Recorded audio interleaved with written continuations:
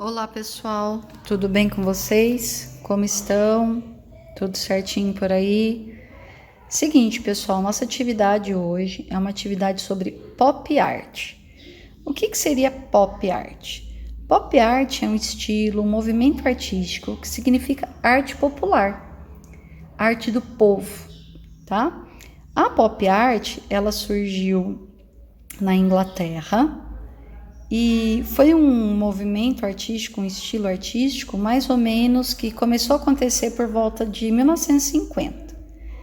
O que os artistas da pop art eles pintavam, eles gostavam de desenhar? Os artistas da pop art, eles desenhavam, eles pintavam desenhos, figuras bem coloridas. Geralmente, esses desenhos, essas pinturas que eles faziam, estavam sempre relacionadas ao consumo, ao consumismo, a tudo que a sociedade da década de 50, 60 gostava de consumir, a tudo aquilo que a sociedade dessa época gostava de assistir, de ouvir. Então, os artistas da pop art, eles pegavam imagens de personalidades da época, políticas, atrizes, né? Cantores, e eles criavam pinturas bem coloridas com esses artistas. Por que eles faziam isso? Porque eles queriam mostrar que a arte ela poderia ser consumida, ela poderia ser adquirida por todos.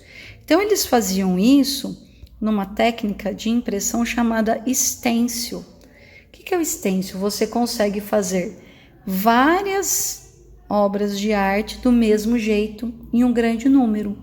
Então eu não tinha apenas uma obra, eu tinha várias obras do mesmo jeito, tá? Então geralmente eles pegavam esses objetos, esses alimentos, né, do nosso consumo, o que estava muito em moda na época, como a Coca-Cola, e eles reproduziam a imagem da Coca-Cola várias vezes, como essa imagem que você está vendo, com cores bem vibrantes, muito, mas muito colorida, bem saturada essa imagem, bem forte, tá vendo?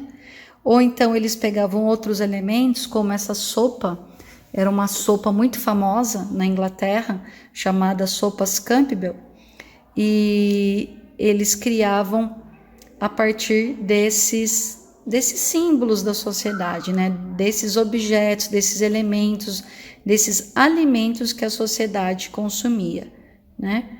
Então, eles faziam essas obras inspiradas na sociedade de consumo, além da inspiração vir também dos atores, das atrizes da época, dos políticos da época.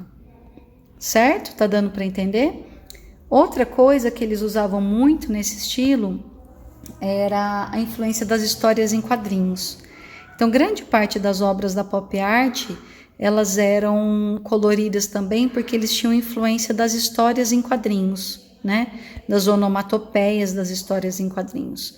Que são as onomatopeias? Né? É como a gente escreve o ruído, como a gente escreve o som, o barulho. Então, o que vocês vão fazer hoje? Hoje a gente tem uma atividade onde eu coloquei aqui, ó, a imagem da Mona Lisa repetida, como vocês viram nas obras anteriores que os artistas faziam, né? Então eles repetiam a forma, e você vai pintar essa Mona Lisa de uma forma bem colorida. Mas como que você vai fazer isso? Não vai ser com qualquer cor. Para você entender um pouquinho melhor essa atividade, eu vou deixar aqui uma outra explicação, que é a seguinte. Então, pessoal, para a gente entender um pouquinho mais sobre as cores, né, para vocês conseguirem pintar o trabalho de vocês da Mona Lisa e com cores bem vibrantes, eu vou explicar para vocês hoje o que seria cores complementares. Vocês já conhecem as cores primárias, as cores secundárias, as cores frias e as cores quentes, né? Então hoje vocês vão aprender mais isso.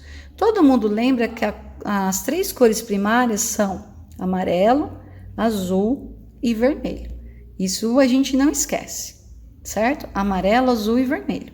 E a gente sabe também que as 3 cores secundárias são o verde, o roxo e o laranja, tá bom? Então, essa imagem aí que vocês estão vendo, ó, vocês estão vendo como se fosse uma escala de cores, aí um círculo cromático a gente chama, né? Então, aqui, ó, primeiro que eu tô vendo aqui é o amarelo, aí eu tenho um amarelo mais escuro, aí eu tenho um laranja mais escuro, aí eu tenho vermelho, aí eu tenho um magenta aqui, aí eu tenho um lilás roxo, aí eu tenho um roxo mais escuro, aí eu tenho o azul, um azul esverdeado, o verde, um verde mais claro. Como que a gente vai entender, então, o que seriam aí as cores complementares? É só eu pensar na cor que é oposta à outra, a cor que é contrária à outra. Então, vocês estão vendo aqui que eu tenho um amarelo e contrário ao amarelo tem esse roxo. Então, eu tô vendo até, ó, que sai essa linha aqui, ó, que liga o amarelo ao roxo, certo? Aí eu tenho aqui, ó, o verde, contrário ao verde eu tenho esse vermelho. E eu tenho esse azul, que contrário ao azul é o laranja. Mas como que vocês vão entender por que elas são contrárias, por que elas são opostas, por que elas são complementares? É só você pensar o seguinte, para entender isso, você tem que pensar o seguinte, que a cor que falta é a cor complementar. Como assim? Exemplo, para eu fazer o laranja, eu uso o amarelo e o vermelho, certo? Amarelo primário, vermelho primário. A única cor primária que falta para fazer o laranja é o azul. Então, o azul é complementar do laranja.